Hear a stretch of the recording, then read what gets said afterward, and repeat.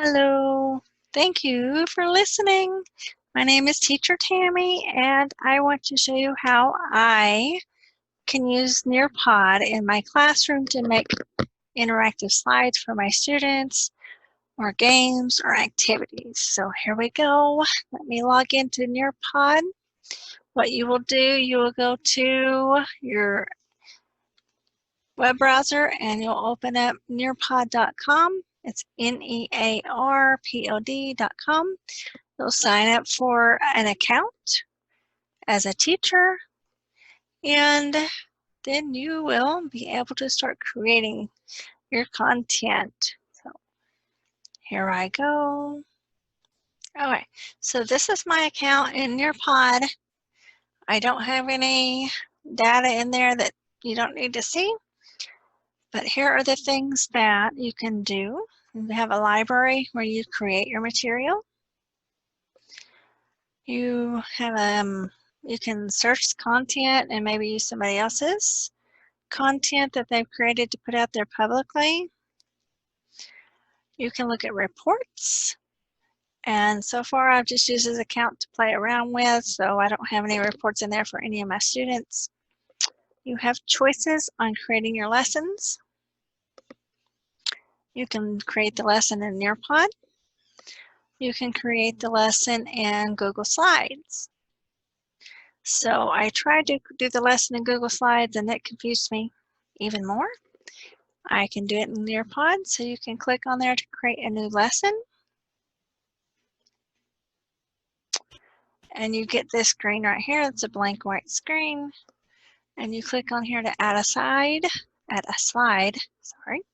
You have the choices to add video content, make a slide, web content, Nearpod 3D. I don't have a clue what that one is, and I've not played with it. I've got to play around with this program some more. But I just wanted to get this video out to show people, because of the upcoming school year, this might be helpful information. So there's field trips, there's videos that you can put in there. You can make a slideshow. You can put audio on your slides for those students that need to be able to hear what they're reading. And you can also include your PDF that you have. That's content. And then you click on activities and you can put games in here. I've messed with the time to climb, the matching pairs, and the draw it, but you might be able to include any of these as well. What I want to show you is the matching pairs, so I can click on that one. And so what I learned last night, if a student is doing this on their cell phone, it's a good rule of thumb just to keep it to 4 pairs or less. You click on add pair. If you want to match a picture, like an apple to an apple, you go in here, you upload an image, or you can search Google for your own image, like this one, and click on it and save. Add image. If you're going to match image to image, you can say apple again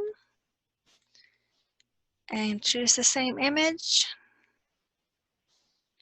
and it will put it in there. And then you just keep adding another pair, but I would keep it to 4 pairs or less per slide. So let's see, let's go with, if you want to enter text, you just click on there and start entering text. But if you want a picture, then you have to search for the picture. So a banana.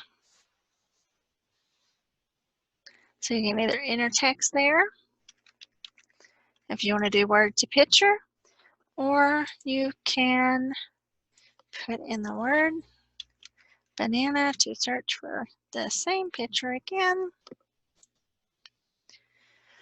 And click done. And so add a pair. I don't know, let's see. Chocolate candy. We can do candy. If we're going to stick to food, we can, I don't know. Add candy. Not sure there's other C words I could have chose, but candy to candy.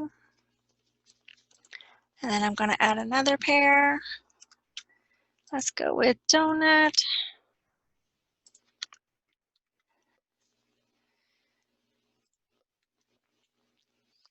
I will choose one donut. The other ones look good too.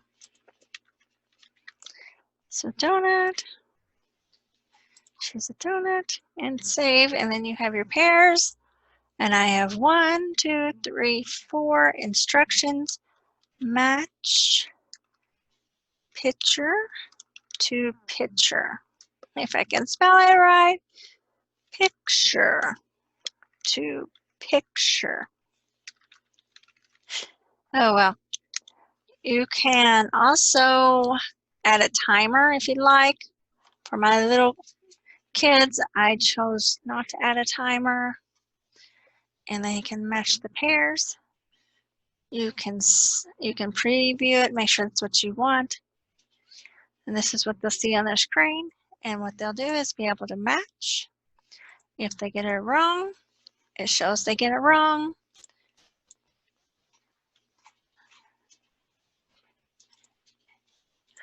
And then, oops.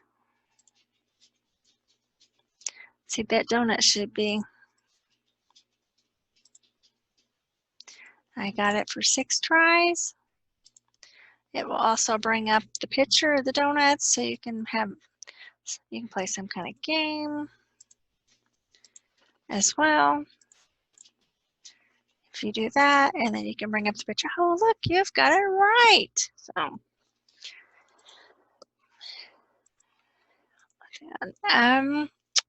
then you save that one. And then you can add another slide if you want to keep matching. Go to activities, matching pairs. Yes, it takes a little bit of time to set up. Match picture to picture. Yes, I'll go back and adjust all that. So add a pair. Now, if you want to stick with the same 4 pictures, depends on what you're working on, and you want to match picture to word instead. It's a good idea to plan all this out before you start working on this. So you can type in the word apple and then add the image of an apple, not an apple pen. There we go. And there we have it. We have apple to apple. Add another pair. That's it. Banana. Add image. Banana. There's the banana. Add another pair. Candy.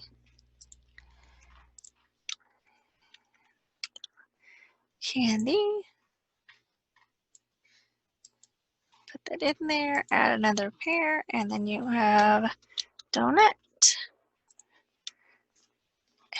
Then add an image.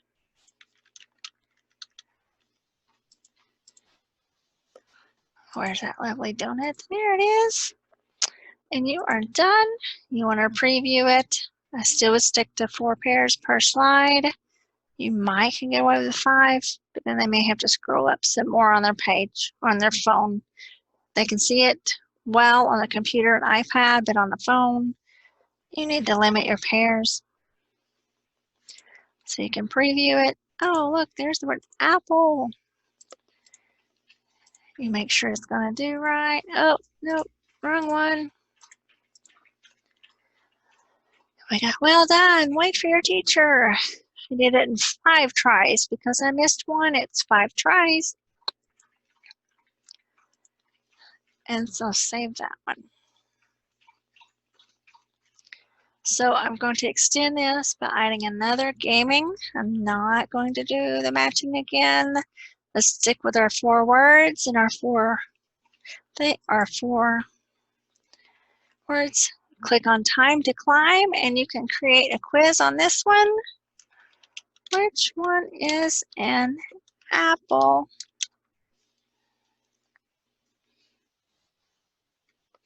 You can do images. Still. Click your apple.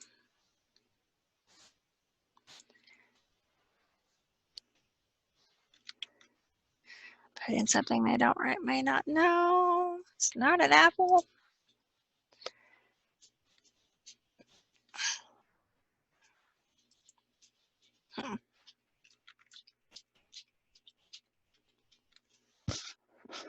Sometimes the picture's too big to use, so it tells you it's too big to use. And then you click on the one that's the right answer to set up your quiz. Add another question, or you can say, where is, oh, find the banana. You can actually put a picture over here for reference image, but I don't want to do that. I'm going to put image here. Switch up my questions. Find my banana picture. Put an apple in there. Click on the right answer. Add a question. Find the, this would also be good if you're working on directions, because you can switch up the directions and still see if they can follow them. So find the candy. I want images for this task. Candy. Oh, I want that picture. The one I used a while ago. Let's put in fruit.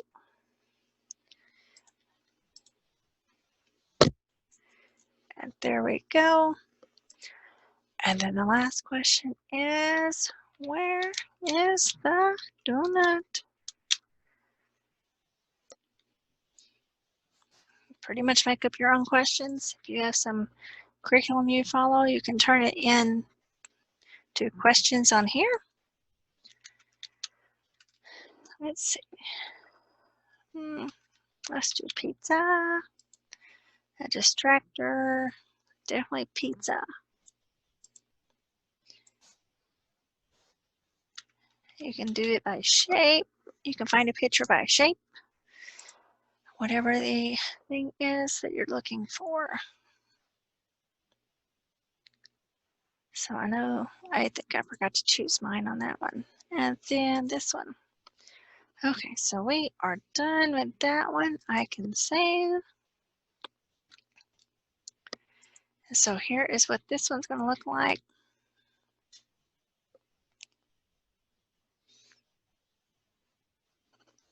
This is slide 3 of 3.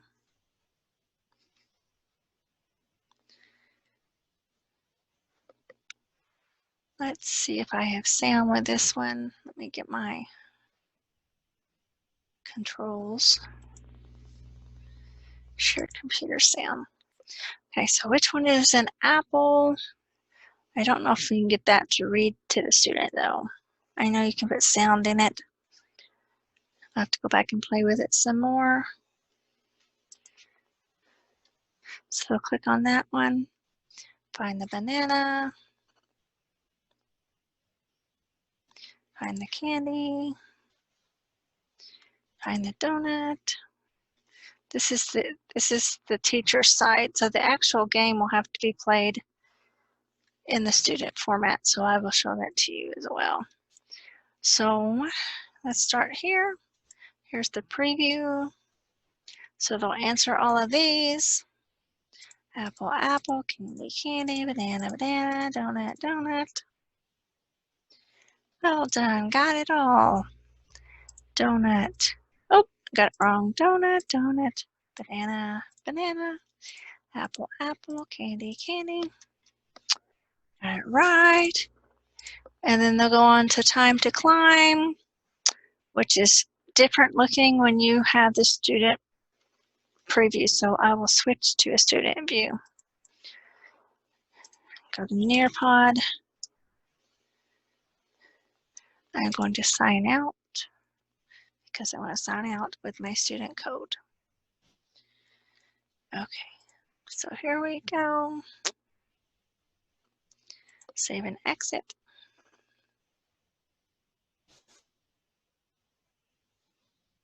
I guess I need to give it a title. A, B, C, D.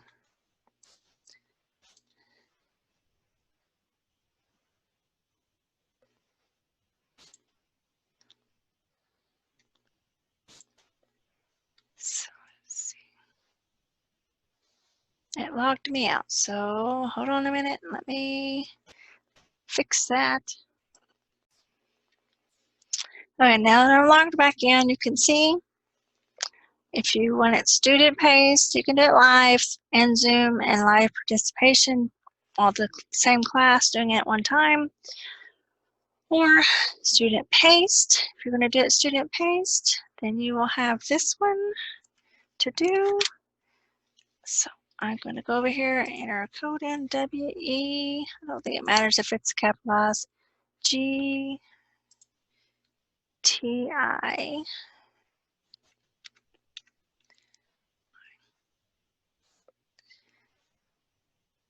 And then I can go on here and I can join a lesson just like that. You can also assign this in your Google Classroom and it will take the students straight to the lesson. They can type in their name, they can change their name. You might want to assign them a number to where they can just type in the number 1 or 2 or 3 or 4, and that's the one they always use so that you know who is who. So I can join the lesson. Okay, so this is me and the student. There may be a way to make the auditory. So banana, banana. And this is student working at their own pace. Match the picture to picture. Very good, well done, yay! Apple, oh, I got it wrong, Kenny. You can work on sounds. Oops, yeah, there's a notes navigator down there. And then here we go on to the time to climb one. Hopefully it shows it correct way.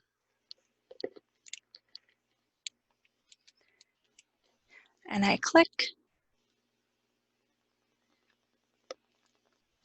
You can have them pick an avatar. There's the sound. This one has sound to it. So, yeah. Click start. Here we go.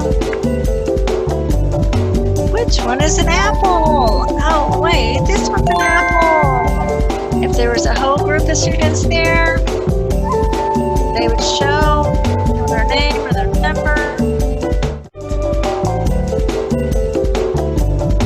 Find the banana. You might want their name there. You might want their number.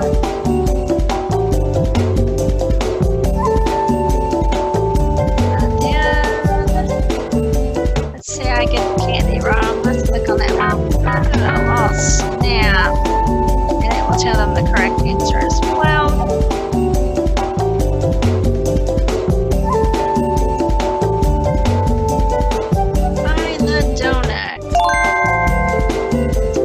Question could be a picture format as well. So you could have donut here. Nice work. And it shows which one they're on. I'm the only one that played.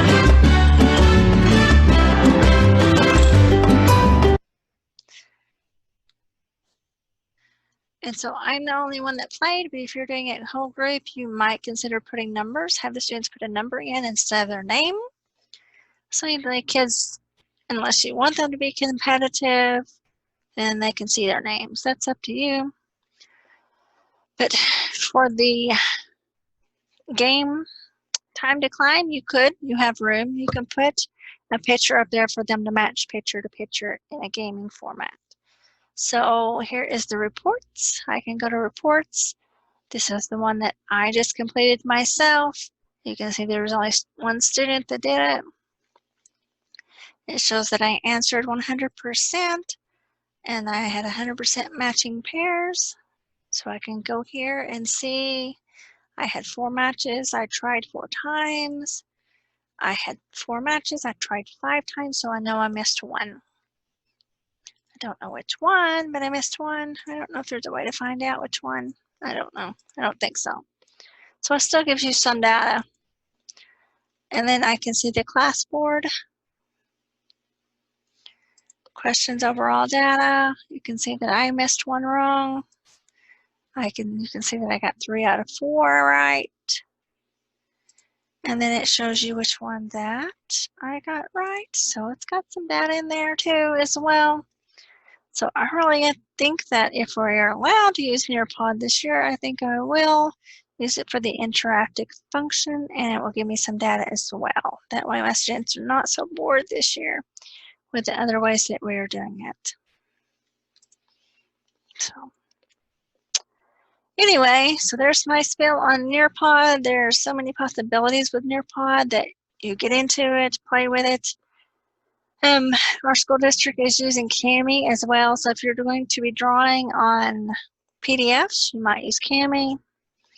You can also draw on PDFs within Nearpod. So I think that, let me see. I think you have the choice, so let's go on this one and edit this one real quick. So this is the one I was going to. Yep, anyway. Some of my code will be lost, but you can also add a slide. You can do a PDF viewer, or you can do draw activities. You can add video, social media, or instructions. And there's just several different things you can do in here. I don't have any PDFs that I can bring up right now that I can show. So I will have to wait on that, but that's an option you can do. So cancel that one, but there's different things that you can do, different choices. You can add a video from YouTube, like a ABC song. If you're going to do that level, then you can do that. So I'm going to stop sharing my screen. I hope you found this video helpful on Nearpod. I will not be editing it at all, so forgive me, but you're welcome to ask me any questions in the comments below, and I will be happy to help with the extent that I know how to do something. Thank you and have a great day.